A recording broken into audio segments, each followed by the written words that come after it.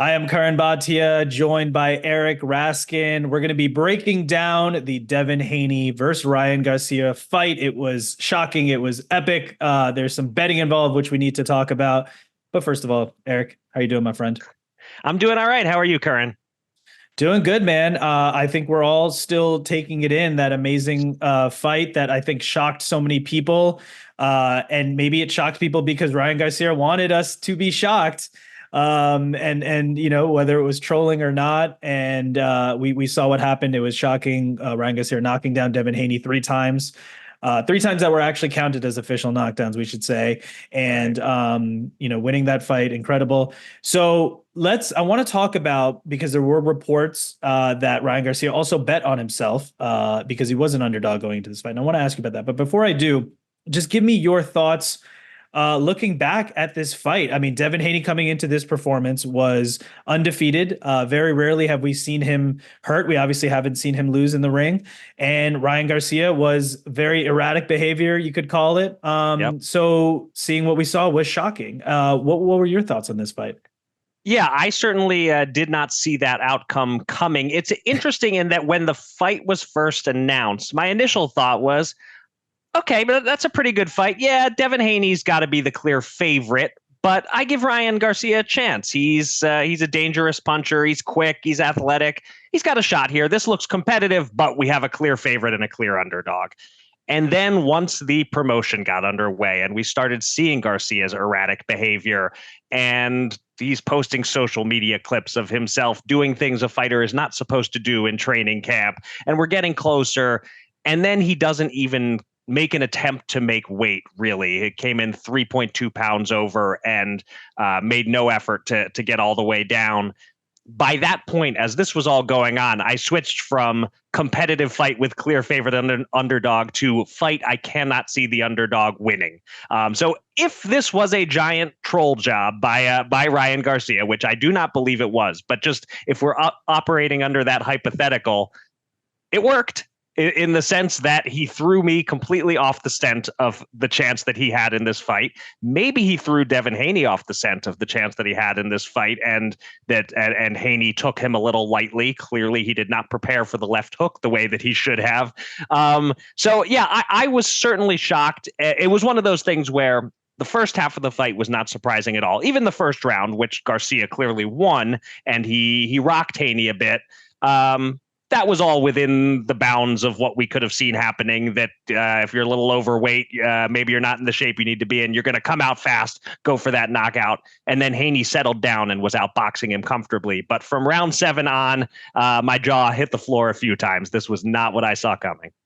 It's interesting because in a way that was similar to the Tank fight. Ryan, he's the round 1 in Tank fight. He fought a smart fight, and Joe Goosen said, "You're doing a good job." And then round 2 is when he just turned it on, and that ended up not working out for him. But it seemed like in this fight, we saw in round 1, he landed the left hook. You mentioned Haney maybe didn't prepare for it, or it's just possible that it's the kind of punch like, Wilder's right hand or other punches that we've seen so many times in boxing where you can prepare for it, but it's so quick, it's so powerful that it's like, Mariano Rivera's cutter or something. Like, even if you prepare for it, you can't necessarily handle it. And maybe that was the case there. It's just such a great punch to have in your bag. It was interesting though, because you mentioned that you don't necessarily think it was a troll job coming into this fight. But in a way that it just has to play a factor for Devin Haney in his mind to not take it as seriously, because you see this guy doing all of these antics. And in a way, it's almost like playing possum. And then in the fight itself, there was ebbs and flows. And I think Teddy Atlas made this point, I'm sure others did too, that in a way, those ebbs and flows also were actually benefiting Ryan Garcia, because Devin Haney might see the ebbs and flows of Ryan, like, for example, he has the first round, but then he's not throwing as much in middle rounds. And then boom, the left hook, and he's knocked down again. Haney is. And so it's almost like playing possum beforehand and in the fight. So it's really fascinating and interesting. I wanted to ask you, you mentioned, so you didn't feel like it was necessarily trolling in terms of Ryan's behavior before the fight. So with that said, what do you think it was? Because we know that Ryan Garcia has been, vocal about mental health challenges, and I applaud him for doing so. I think more fighters need to do that and take a break, or if you need to sit out and do what you need to do to get yourself in a better place, I think that's great, and I think that's, you're being a role model in a way to people watching and saying, hey, I can take a break because of mental health, and I think that's great that he does that. But in terms of the erratic behavior, were we witnessing? If it wasn't trolling in your mind, do you think we were witnessing mental health struggles playing out in real time on social media there? That's what it seemed like to me. And I'm not an expert in that regard, but, I host the Interim Champion Boxing podcast with Curran Bhatia, and he has been open as someone who has his own mental health struggles, and he has a little more expertise in this area than I do. And his assessment, particularly during the post-fight interview after Ryan won, Curran and I were trading some DM messages about the way that Garcia was behaving, and I was finding it very off-putting and annoying. And I was kind of like, although I guess if it's a mental health thing, I shouldn't be so critical. And Curran said, yeah, this strikes me as a guy who's going through a manic episode. Now, again, not a doctor's assessment, just Curran making an observation, but that's kind of how it seems to me, that he is having mental health struggles. Whether he should be on medication and is not on that medication currently, I can't assess that, but just from where I'm sitting, it did not seem like just an acting job. I think and it also, let's be clear that it doesn't have to be 100% one thing or 100% another.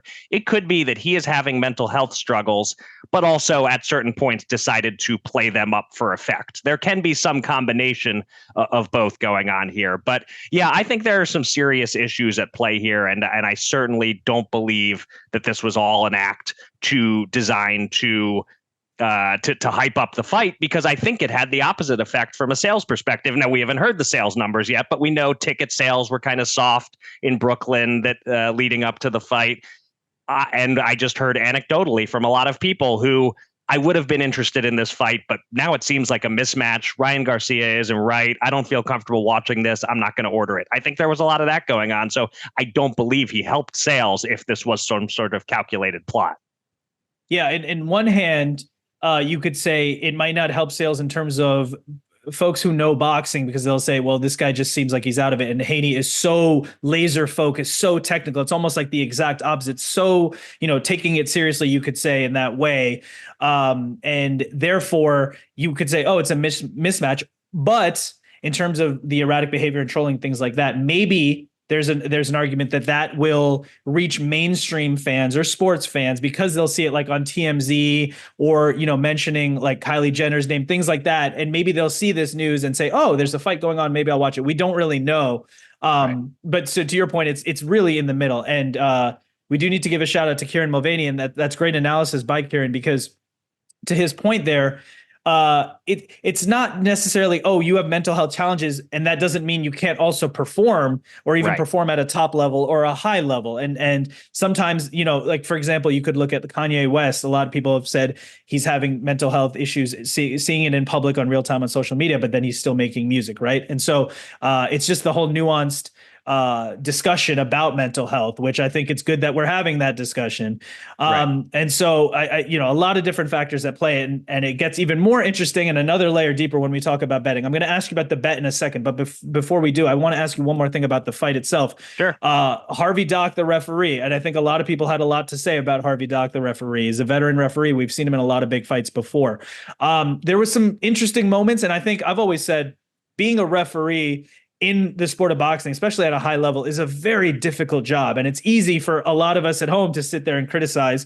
But at certain points, there are times where criticism may be necessary. And I want to get your thoughts. So and just to give context to what happened, there were certain times where Ryan Garcia had Haney hurt, and Haney was maybe excessively holding. You can take a point off for excessively holding. That's a judgment call by the referee. There was the late hit that Ryan Garcia did have when they were tied up, and the referee was trying to pull them apart. And Ryan Garcia did hit Haney with a hard shot. He took a point off. Now, that is, again, that's a subjective thing, so you could argue that. And so there was a lot of different things that came together.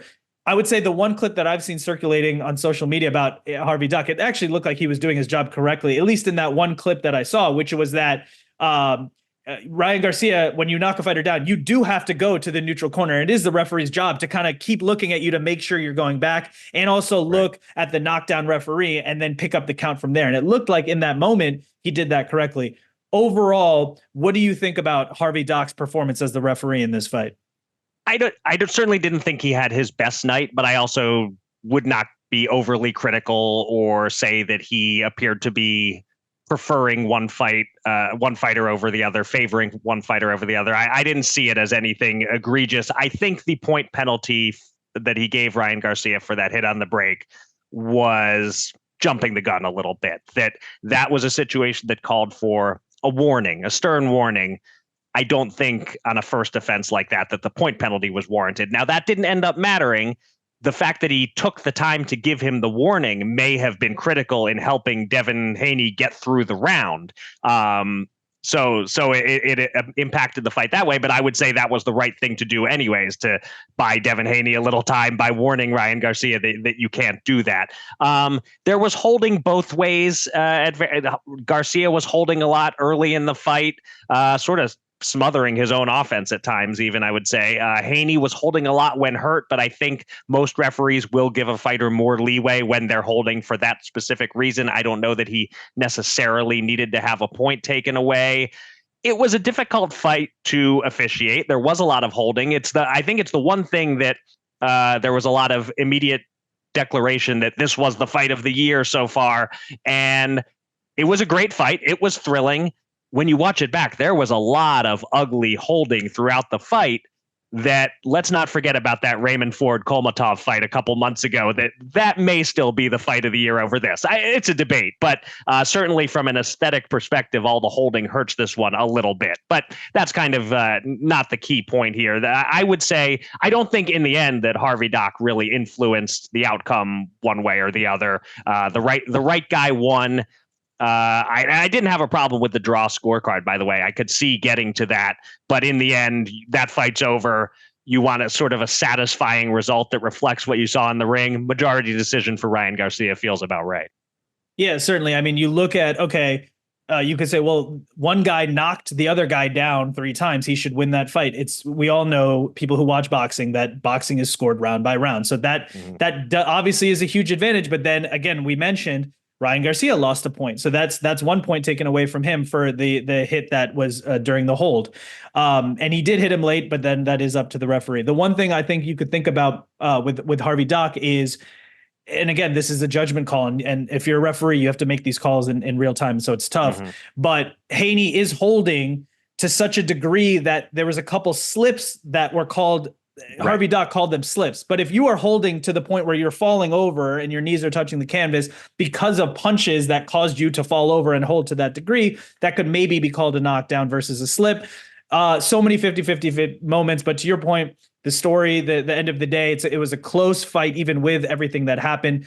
Ryan Garcia won, and I think everyone is good with that outcome, especially when he did knock down his man 3 times. And it was so shocking. It was also so shocking because of everything that came into this fight. And so that leads us to the concept of the bet that I want to talk to you about. And the reports were that Ryan Garcia bet $2 million on himself and was paid out $12 million. And the odds were that wide because, for anyone who doesn't know, the reason odds are set where they are, it's not necessarily what's going to happen in the fight, but it's what the odds makers are saying. This is a fair line to get action on both sides. And so when it's perceived that a fighter, let's say, has erratic behavior or isn't training, then the odds makers know that that's what the public is going to think. And that's going to make them not want to bet on that fighter unless the odds are good enough for them to do that. And that's why the odds were what they were. So that opens up an entire can of worms, though, because a fighter like Ryan Garcia, we'll just use him for example because we're talking about that fight, could make it seem like he's not right going into fight. Maybe not by trolling, but through social media. But you could make it seem like you're injured, or not too injured to fight, but coming off of an injury or whatever it is. And get the odds in a certain way and then bet on yourself. And so, or the same thing here, you could make it seem like there's erratic behavior and then bet on yourself to make up for it. Or we know that Ryan Garcia came in 3.2 pounds overweight. And so he had to pay a penalty. The reports were 600,000 plus 2 percentage points that in terms of pay-per-view split. So you could say, well, I'm going to just come in overweight and I will make up for the money through my bet. And coming in overweight, maybe we'll even increase the odds even further because it looks like I didn't train. So it opens up the whole can of worms. So what do you think about just that overall concept of fighters? Should they be allowed to bet on themselves? If so, do they need to disclose it? And if they are able to bet on themselves, how does that all play together with this can of worms of the way that actions and things that happen, perception before fights will play out in terms of swinging those betting odds? So I guess I'll start at the end, which is the conclusion that I reached in my casinoreports.com article on this, which is that this situation shines a spotlight on the fact that boxers really should not be allowed to bet on themselves, in my opinion. In most sports, there are central governing bodies, the NBA, MLB, NFL, et cetera, that are setting rules about what the athletes can and can't do with regard to betting. Particularly, these rules have been developed since sports betting became legalized in states outside Nevada after 2018. So as it spread, the leagues have adapted to it and created rules that generally, in most of these sports, it's you can't bet on your sport at all. If you play in the NFL, you cannot bet on NFL games, or you are going to get a year suspension, and kind of depends what the exact infraction is. Boxing does not have a central governing body, as we know. There are sanctioning groups. Their authority is limited. There are individual state commissions. There's the Association of Boxing Commissions that generally, I guess I would say, is the closest thing that we have in the U.S. to bringing all these groups together. But none of them have any rules specifically outlawing boxers betting on themselves. So it becomes up to the sports books to some extent to determine what they'll allow. In Nevada, famously, we know, because Floyd Mayweather often bet on himself, we know that boxers are allowed to bet on themselves. But we also learned when Mayweather fought Conor McGregor and wanted to bet on himself to win by knockout and wanted to bet under 9.5 rounds in the fight, that those bets were rejected. So basically the takeaway is a boxer can bet on himself, but only straight up to win, no props. There's too much room for manipulation. The problem is there's also room for manipulation, even when you're betting straight up on yourself, as Ryan Garcia claims he did. Again, we still don't know that he did this. He claims he was trolling us for the last couple months. He could be trolling about this bet too, or he could be not trolling about everything else, but making this up. Who knows? He did say he bet $2 million to return $12 million. And the problem is that this comes back to the infamous Pete Rose example, which I misunderstood for a very long time. I always thought when Pete Rose got busted for betting on baseball, that if he said, I never bet against my team, I only bet on the Reds to win, I never bet against them, that made sense to me. Okay, he's betting on his team to win. What I didn't understand at the time was you'd have to bet your team to win every single game, the exact same amounts, have that consistency for there not to be possible manipulation, because you could not bet on your team one night, not do such a good job coaching them and help them lose. That helps get you wider odds the next night, and then you bet on them. And so the same thing here with boxing. If you're betting on yourself, okay, in theory, that sounds good. You believe in yourself to win and you're putting money on it. But if you didn't bet on yourself in your previous fight and you look like crap in that fight, how do we know that you weren't doing that to drive up your odds for the next fight? And it ties in specifically to the Garcia thing, because people were reaching the conclusion that if indeed he bet $2 million on himself, he inflated his price with his behavior, intentional or not, leading up to the fight. And it just makes for an incredibly messy situation. Now, the odds didn't move that much, but they moved a little. Haney, I think I remembered seeing him open as like a minus 650 favorite, and Garcia around plus 400, 4-1 on your money.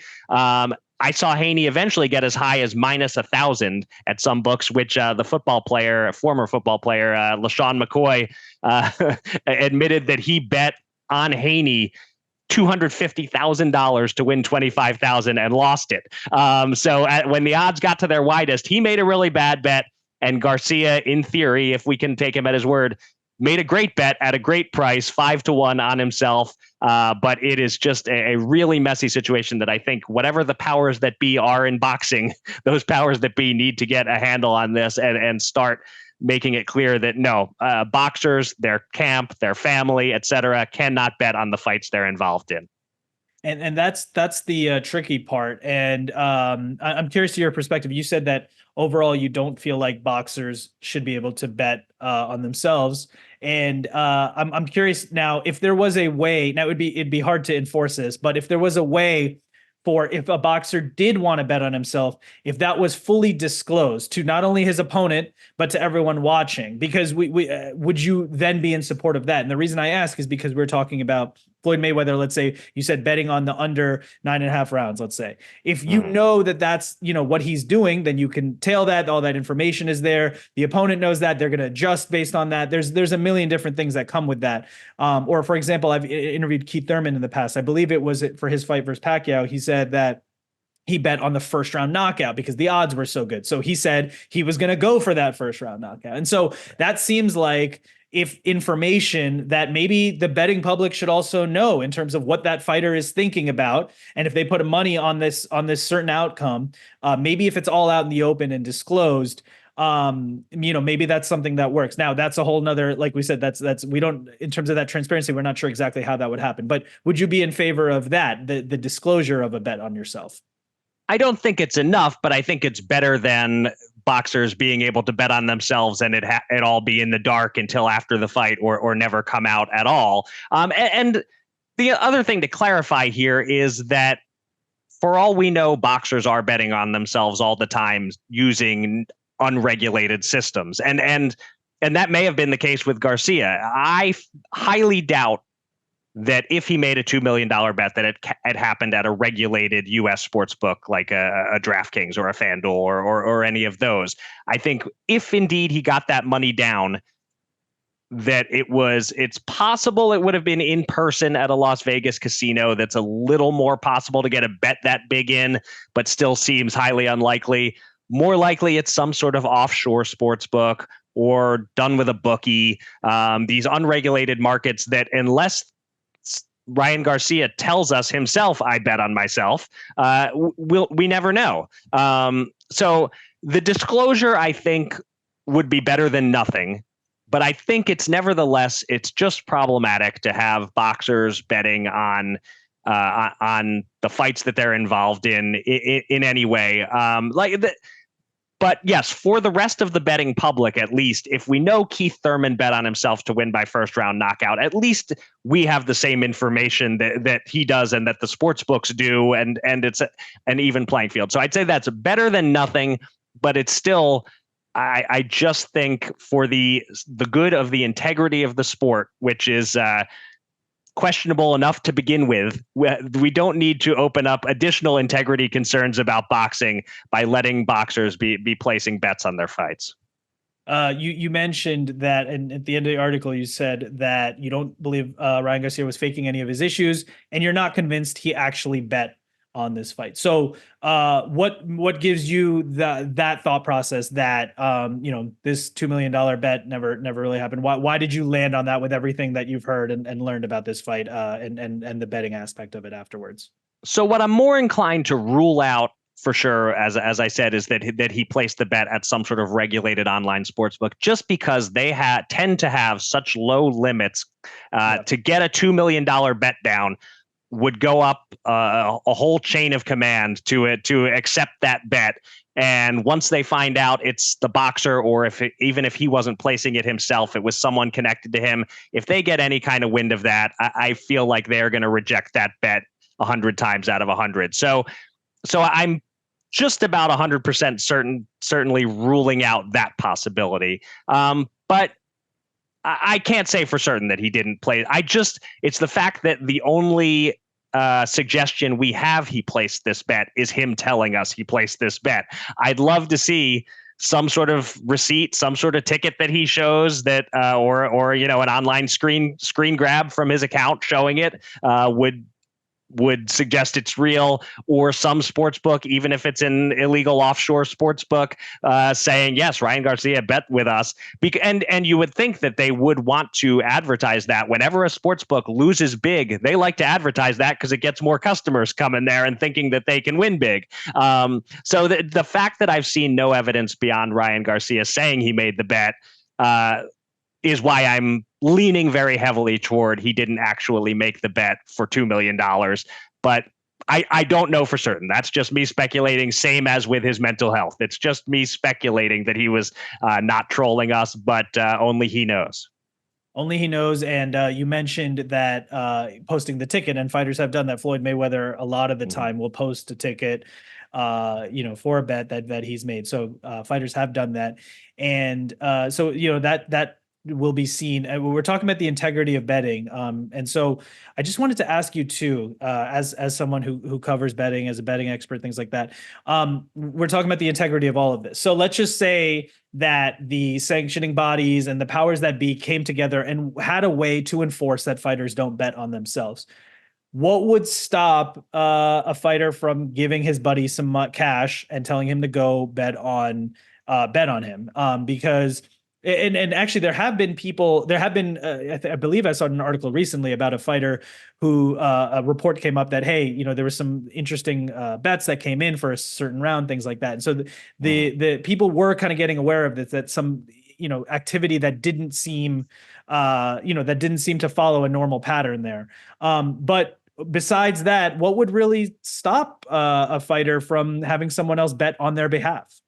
It's a great question, and it is absolutely a hard thing to nail down. I think the fighter you're talking about, it was a fight in Florida recently that drew some suspicion, and there's an investigation ongoing, perhaps. And I believe in Ontario, they've stopped allowing certain bets as a result of that. But we've seen in other sports athletes getting caught having other people bet for them or betting through proxies. There was a college football player who I believe he wasn't 21, so there's an account opened in one of his parents' names, and they placed the bet for him or something, and he got in all sorts of trouble for having broken the NCAA's rules about betting.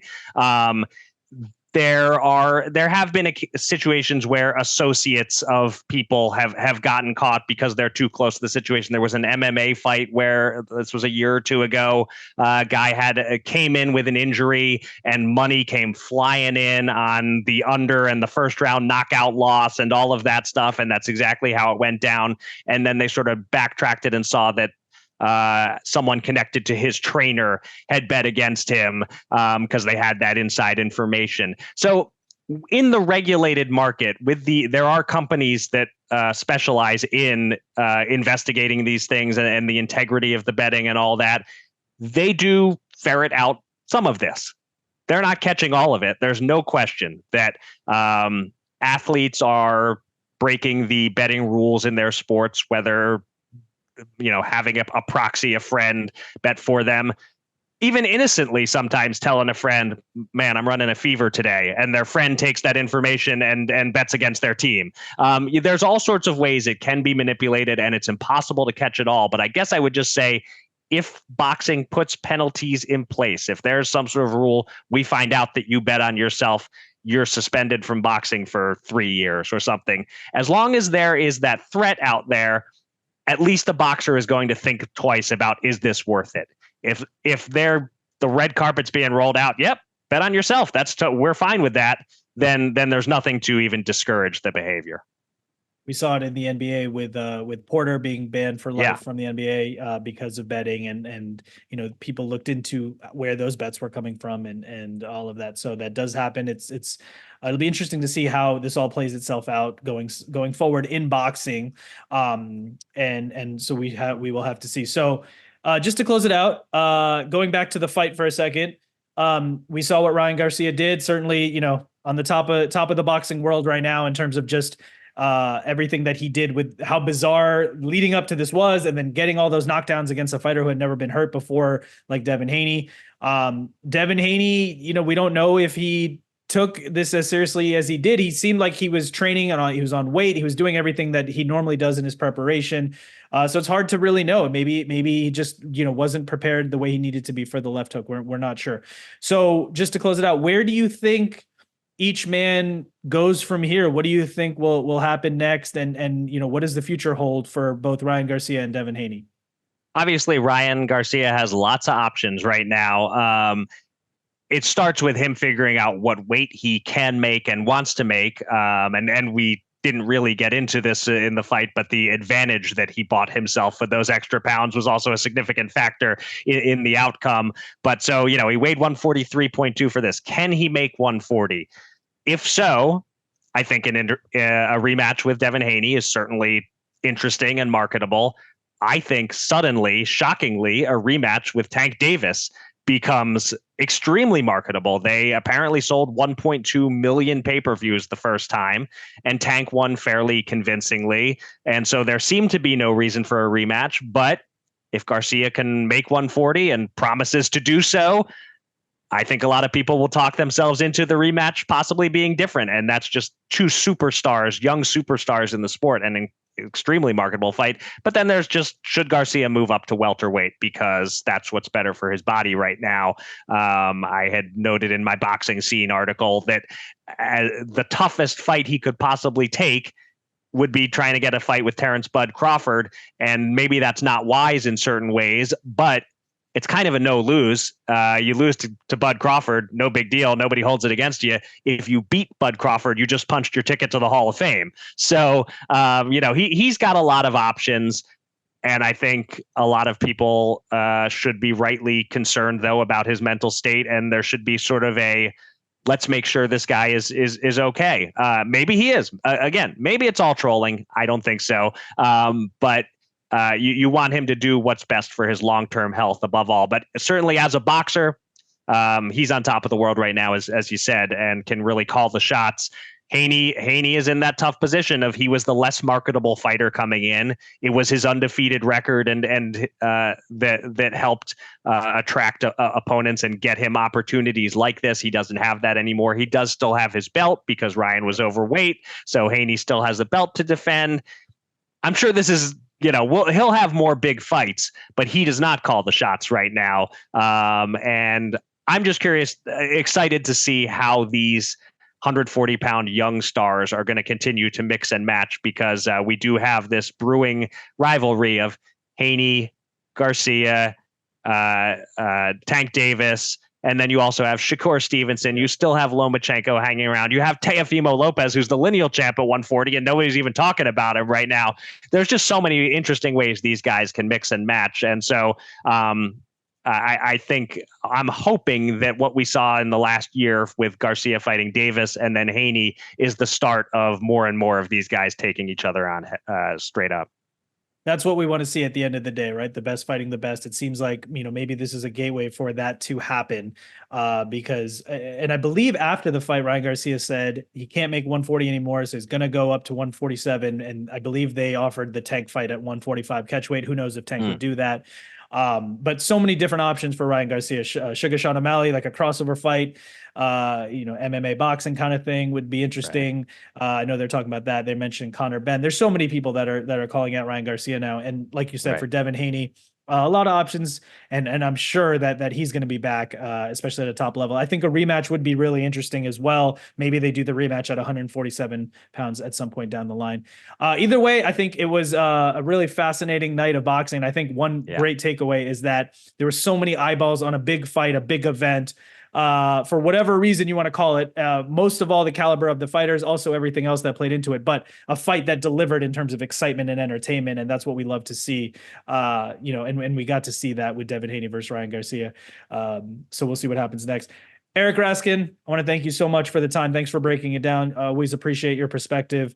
And I'm glad that you got to enjoy the fights, and I'll hope to chat with you again soon, my friend. Absolutely. Thanks for having me on, Curran. It's always good talking to you.